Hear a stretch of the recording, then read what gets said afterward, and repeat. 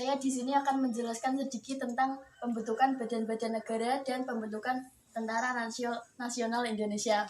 Dan saya akan menjelaskan tentang pembentukan kabinet.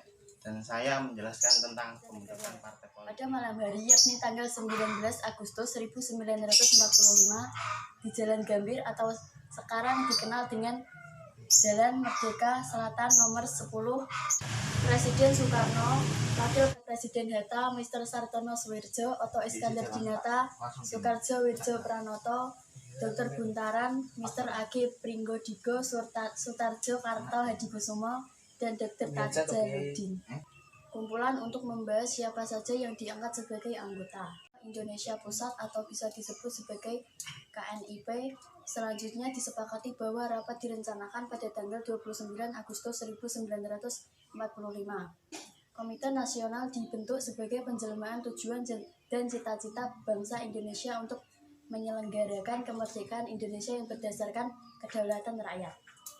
Pada tanggal 16 Agustus 1945 diselenggarakan sidang KNIP yang bertepatan di Gedung Balai Muslim Indonesia.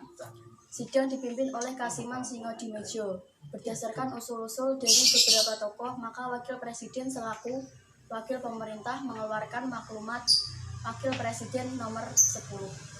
Menjelaskan sedikit tentang pembentukan kabinet. Pembentukan kabinet pertama Republik Indonesia dibentuk Presiden Soekarno pada tanggal 22 September 1945. Akan menjelaskan sedikit tentang pembentukan partai politik. Sidang PPKI pada 22 Agustus 1945 juga memutuskan adanya partai politik nasional. Sejak saat itu, Indonesia mulai menganut sistem multipartai. Partai-partai yang muncul setelah dikeluarkan maklumat pemerintah tanggal 3 November 1945 antara lain Majelis Syura, Majelis Indonesia atau bisa disebut Masyum, PKI, PBI, Partai Rakyat Jelata, Parkindo, PSI, PKRI, Permai, dan PNI. Pembentukan Tentara Nasional Indonesia. Pada masa penduduk Jepang, rakyat Indonesia mendapat banyak manfaat dalam bidang militer. Melalui propaganda, Jepang berhasil membujuk penduduk bersedia memerangi pasukan sekutu.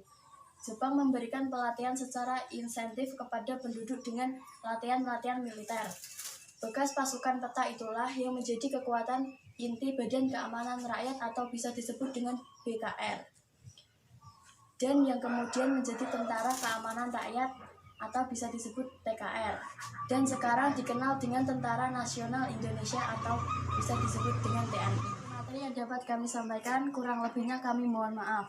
Wassalamualaikum warahmatullahi wabarakatuh.